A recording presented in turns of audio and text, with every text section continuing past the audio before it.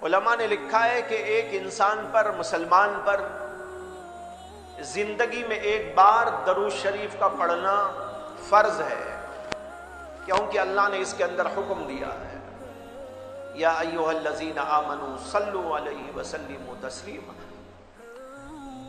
لہذا پوری زندگی میں کم از کم ایک بار ہر مسلمان پر ضروری ہے کہ وہ صلوات بھیجے رسول اللہ صلی اللہ علیہ وسلم۔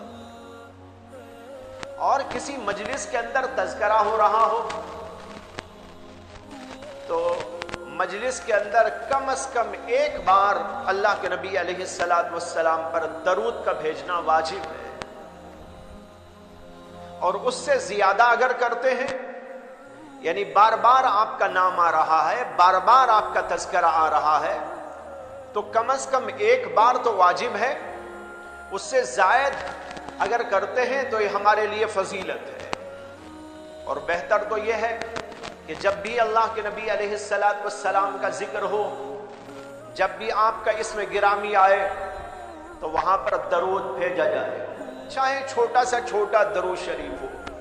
درود بہت سارے ہیں، بڑے بھی ہیں اور چھوٹے بھی ہیں، ایسے موقع پر کم از کم اتنا پڑھ لے صلی اللہ علیہ وسلم، یہ چھوٹا سا درود ہے۔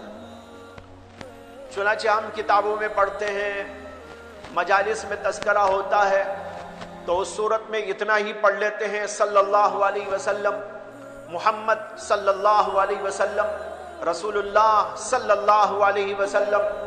اگر اتنا بھی پڑھ لیتے ہیں تو یہ ثواب برابر ملتا رہتا ہے۔ اس کا ثواب کیا ہے؟